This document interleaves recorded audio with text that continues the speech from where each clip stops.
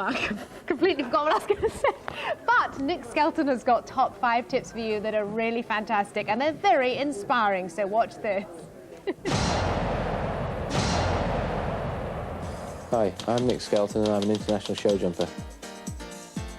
We always had a horse in the family. My father was in the veterinary corps in the army, and the horse is always in our blood.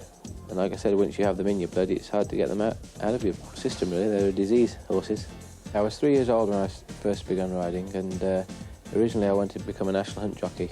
And I got started to ride show jumpers, and I went to work for Edgar's, who were in the same business, and I had a lot of success show jumping, and I never ever got to go national hunt racing, which I regret in one way. But I've had a good life at this job, and you know, I'm stuck on it now. 1978 is where I broke the high jump record. The indoor one, it was 7 foot 7 and 5/16, I think, and that still stands to this day. What a fantastic performance! One of the highlights of my career was winning 3 Hickshead derbies in a row.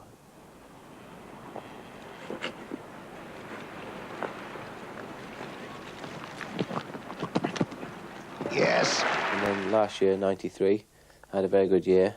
Won the Calgary Grand Prix for the 2nd time, and along with some other Grand Prix, and I was very, very pleased, really. Yeah, and then I finished up the year at Olympia with 7 wins at the Olympia show, and that really, you know, polished off a good year for me, really. Inside. Now the crowd are getting with him. Pick up. Sharp turn after this. Turn, and watch him gallop to the last. Got the flyer. Oh, now go and try and beat that. I think the most disappointing day in my life as a show jumper was the Barcelona Olympics.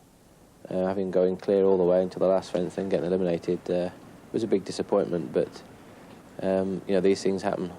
Horses are unpredictable, and this is what we're up against, really. Oh, dear.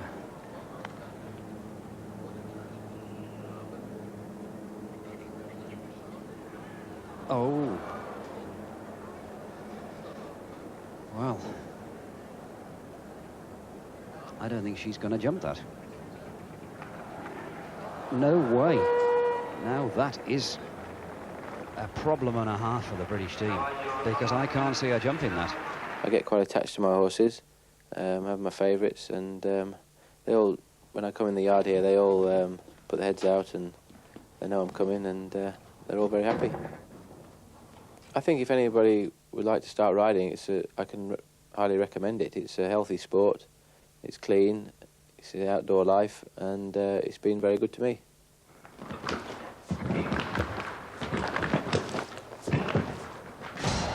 Here are my 5 top tips on show jumping. Number 1. Okay, the first tip I have for you today is make sure that your bridle fits correctly. The noseband wants to be just under the horse's cheekbone, and you'll be able to get a finger in the back. And the bottom noseband the same. Be sure that you can get a finger in it so it's not too tight. The bit itself, don't have it too low, and on the other hand, don't have it too high. Just so that you see now he's chomping on the bridle, it's in a comfortable position. If you have it too high, you see he's got a smile on his face, and that's not very comfortable for him. And if it's too low, he'll be able to get his tongue over it. So if you see there, the bridle's in a good position and we're ready to go. Number 2. It's important that your stirrups are the right length. Basically because it gives you more control of the horse. I would always advise you to ride a little bit shorter than too long. If your knee, you see there on top of the saddle, on top of the knee roll, it needs to be snugly fit just inside the knee roll there. And on top then you can also use your strength when you're jumping to hold the horse. If you're too long, your leg swings and you lose a little bit of control. Number 3. Okay, this point is about balance when you're jumping the horse. It's important that you, when you jump the horse, that you sit in the middle of the horse. Don't go down one side of his neck or the other, as this unbalances him when he's leaving the floor. And also remember to sit forward and look between his ears. Number 4. Okay, this point is when you're jumping against the clock. You want to try and get the shortest possible turn as you can.